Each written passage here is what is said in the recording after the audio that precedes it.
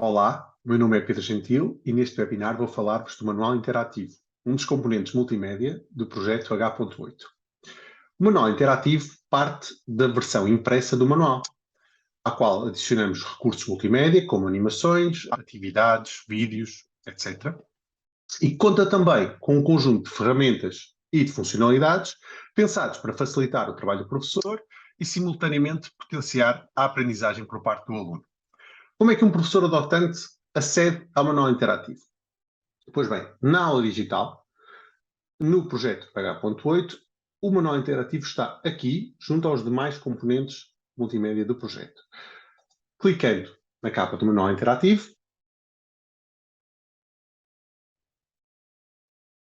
entramos no manual e a primeira coisa de que vos vou falar é de como navegar no manual interativo. No canto superior esquerdo encontram um índice interativo. Ele reproduz o índice do manual e clicando nos temas, como podem ver, vamos para a primeira página de cada tema. Para além desta forma de navegar, existe também no canto superior direito outra ferramenta de navegação que conta com setas bidirecionais que nos permitem navegar para a página anterior ou para a página seguinte. Para além disso, tem também um campo numérico onde podemos inserir o número da página que pretendemos e ele vai automaticamente para a página pretendida. Para além disso, ainda há uma outra ferramenta de navegação aqui em baixo que é particularmente útil quando, no decorrer de uma aula, o professor já está no final da página e, como podem ver, as ferramentas no topo desaparecem.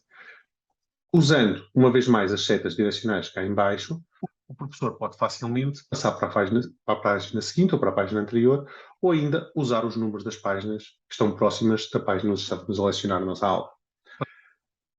Avancemos então para o nosso manual interativo. A primeira diferença facilmente identificável entre a versão impressa do manual e a versão do manual interativo é a inserção de recursos dentro do próprio corpo do texto. Como podem ver aqui, logo depois do título, e ainda antes da questão orientadora, já existe uma animação, chamada O Arranque da Evolução Industrial, que foi inserida no próprio corpo do manual. Por que é que nós consideramos que isto é uma vantagem? Por dois motivos. Em primeiro lugar, por uma questão de contextualização. Ao inserirmos o recurso neste local, já estamos a sugerir ao utilizador que se trata de um recurso que fala da totalidade do conteúdo, que responde a todo este título, e não apenas a uma das questões orientadoras, por exemplo. Para além disso, estando inserido neste local, é muito mais fácil a apresentação do recurso multimédia. Não é necessário abrir pop-ups, não é necessário saltar de página ou de tab, basta carregar no botão e o recurso começa de imediato. No final do século XVII e durante todo o século XVIII, as profundezas... Importa ainda dizer que, para além de ferramentas como a que eu usei agora, para pausar o som, e das ferramentas normais de play e pause que existem em todos os vídeos e animações, existe também a ferramenta para expandir, que permite ao professor expandir o recurso à totalidade do ecrã ou da área de projeção. Quando o recurso termina ou o professor pretende sair, basta carregar no escape ou voltar a carregar no botão de expandir e o recurso volta ao seu tamanho original. Depois de apresentada a animação, o aluno contactou com o conteúdo, está na hora de consolidar o conhecimento. Avançamos então no manual para a primeira questão orientadora, para o corpo do texto e para as fontes. E aqui importa falar noutras ferramentas do manual interativo. A primeira delas está aqui em baixo, que é a ferramenta que permite aumentar e isolar as fontes, permitindo que elas sejam muito mais facilmente exploradas. Para além disso, como podem ver, também temos aqui estes dois termos com o grafismo da hiperligação, que tratam de duas ferramentas diferentes. Uma, aqui associada ao parlamentarismo, é a entrada do glossário. Clicando em parlamentarismo, de imediato surge o texto da entrada do glossário, o que evita que o aluno tenha que ir pesquisar essa entrada, tenha que mudar a página do manual e que perca o foco, ainda que durante alguns segundos. Evita-se essa dispersão. Para além disso, também temos essa hiperligação nos documentos.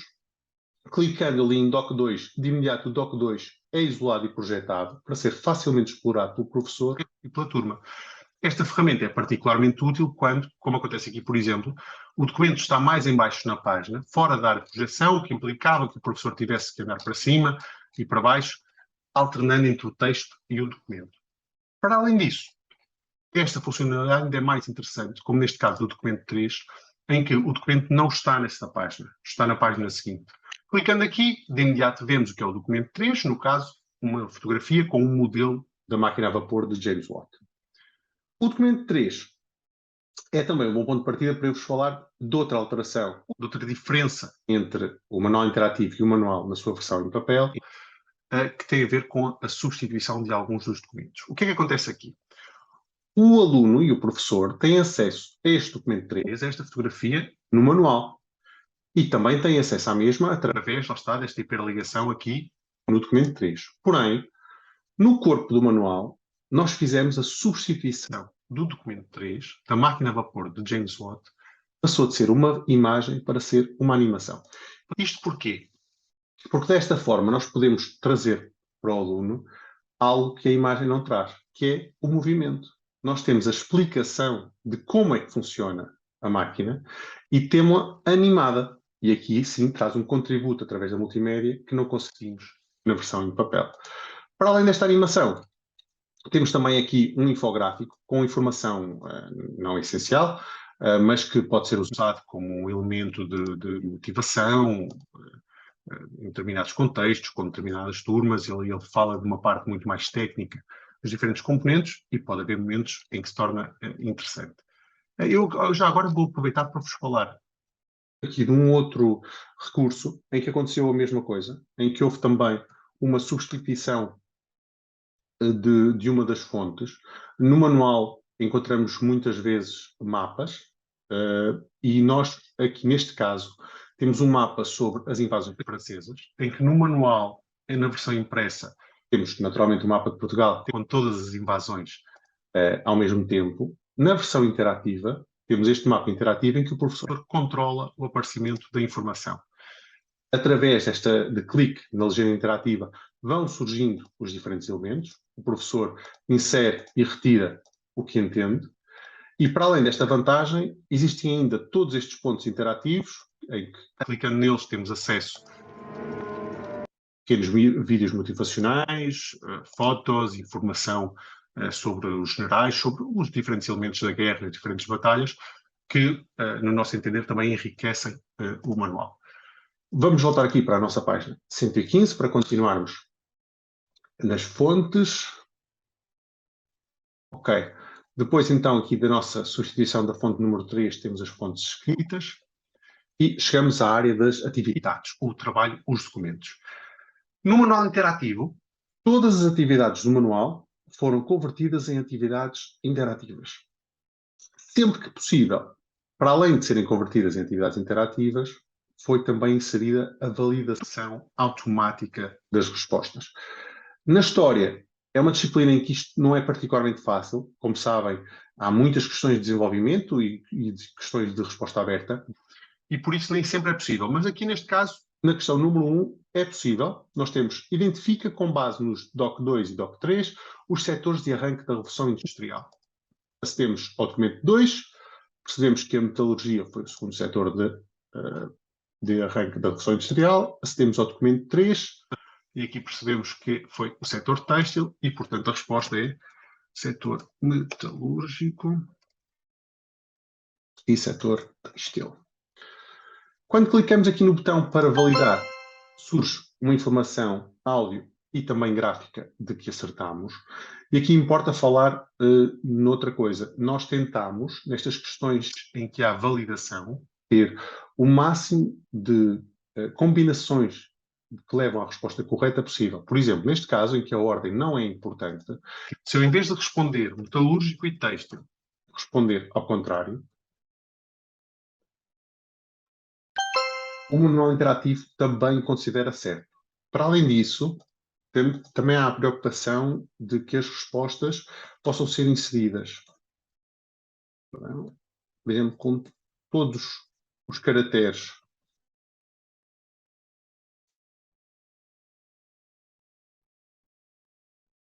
em maiúscula. E ainda, vou-vos mostrar aqui um exemplo que está noutra página, em que frequentemente nós inserimos mais do que uma resposta certa para uma questão. O que é que eu quero dizer com isto? Por exemplo, nesta questão, quem esteve à frente da expansão portuguesa até 1460? A resposta certa é o infante. Não é? O infante Dom Henrique. Mas o manual interativo também considera correto se eu responder o infante. Também considera correto se eu responder Dom Henrique. Claro que estas questões com validação, há casos em que vai ser possível inserir uma resposta correta que vai ser considerada errada. Se um aluno, meio a brincar, inserir aqui foi o quinto filho de Dom João I, o manual interativo vai considerar errado e a resposta seria certa. Eu aproveito aqui para falar também de outra coisa de que ainda não vos falei, que são estas estrelas. Estas estrelas são um indicador gráfico da percentagem de recursos com validação que foram respondidos corretamente. Nesta página, como podem ver, existe mais do que um recurso, mais do que uma questão, perdão, com validação, e como tal, para já ela está dizendo que eu acertei mais ou menos a metade dos recursos. Se eu responder à segunda questão, que outro país europeu iniciou a expansão no século XV, foi a Espanha. E neste momento ele já me dá 5 estrelas porque eu respondi corretamente a todos os exercícios com validação que existem nesta página. Eu vou voltar agora à página 115 para vos falar do outro tipo de questões, que são as questões de resposta aberta. Okay? Sendo que aqui, já agora vou-vos falar já de uma coisa. Como tiveram a oportunidade de ver, eu mudei de página e quando eu mudei de página, aquilo a que eu tinha respondido continua respondido. Isto acontece porquê? Vamos imaginar que eu estou a explicar, estou a pedir aos meus alunos que me respondam ao porquê da prioridade inglesa no arranque da Revolução Industrial e eles não conseguem fazê-lo. Então eu volto atrás à página anterior, volto a trabalhar essa informação. Quando a turma percebe, eu regresso às questões e é importante que aquilo a que eu já respondi se mantenha respondido, para que eu não tenha que responder a todas as questões novamente. É por isso que quando se muda de página, os textos mantêm-se cá. Isto não acontece quando eu fecho o manual interativo. Porquê? Para que o professor, quando vai dar aulas à sua turma seguinte, não tenha já as questões todas respondidas. Portanto, se eu fechar o manual interativo, tudo é apagado. Se eu me mantiver na mesma sessão e andar entre páginas, a informação mantém-se toda cá.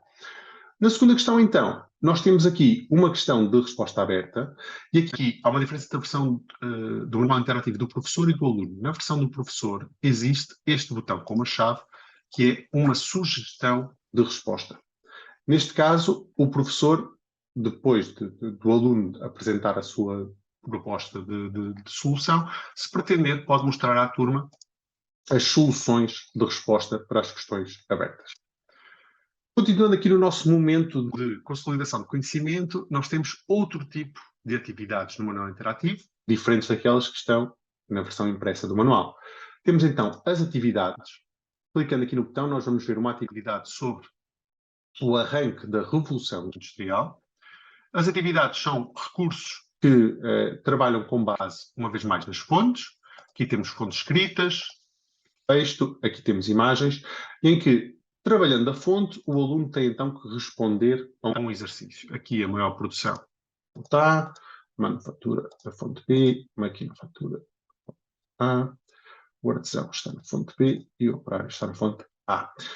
Importa dizer que nas atividades existe este botão, que é o botão de dica. O que é a dica? A dica é uma pequena entrada de texto que não dá a resposta ao aluno, mas que contextualiza este conteúdo e que o ajuda a chegar à resposta certa. Sempre que o aluno precisa de uma ajuda, ele pode pedir uma dica, vê a dica, responde e depois clica em validar. Quando clica em validar, surge uma informação gráfica sobre o seu desempenho. No caso, eu acertei tudo, mas eu agora vou responder aqui à sorte para ter algumas coisas certas e algumas coisas erradas. Quando eu clico em validar, a informação é novamente graficamente indicada, sendo que a verde está o que está certo, a vermelho está o que está errado. E aqui em baixo existe uma ferramenta muito interessante que me permite o quê? Rapidamente eu consigo ver a solução. E quando eu estou a ver a solução, eu posso alternar e ver as minhas respostas. Facilmente eu alterno entre aquilo que eu respondi e as soluções do exercício, e assim facilmente eu percebo onde é que eu estou a errar. Para além das atividades, temos ainda o quiz. O quiz é um recurso com uma lógica um pouco diferente. Quais são os princípios que estão nos quizzes? Temos, uma vez mais, o trabalho de fontes, em que surge uma imagem, surge uma questão e eu tenho que responder.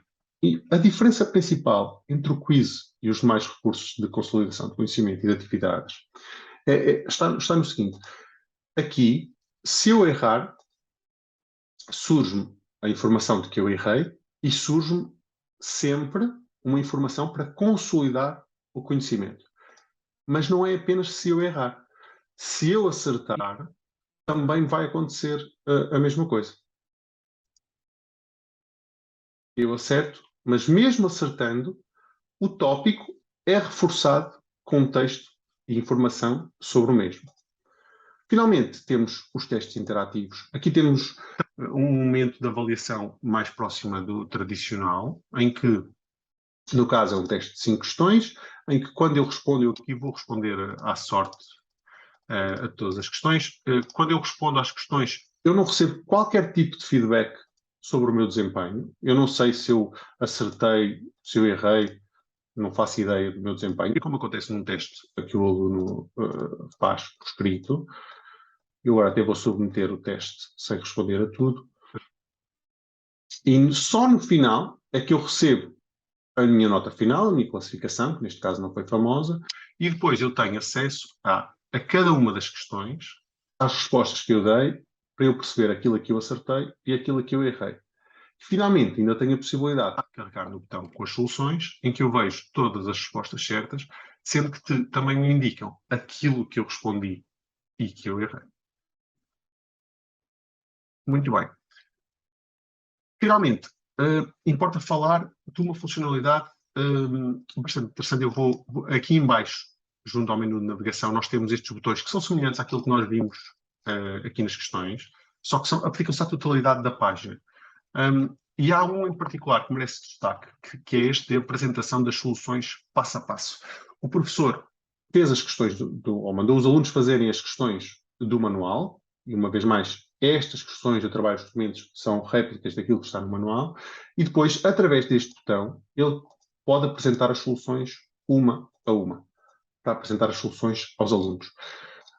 Para terminar, falar-vos ainda da existência da banda do professor, tal e qual como no manual impresso, que permite rapidamente aceder aos recursos exclusivos do professor. No caso, temos aqui a ficha 37 do caderno de atividades e, da mesma forma, também conseguimos aceder às soluções da mesma para que o professor possa facilmente projetar as soluções ao aluno, sendo que as soluções são apresentadas também individualmente, para que ele apresente, podem ver, tem aqui a solução, cada uma das questões e cada uma das respostas de forma individual. Dou assim por terminado este webinar. Espero que tenha sido útil e que seja um ponto de partida para a vossa utilização do manual interativo. Bom trabalho a todos e até à próxima.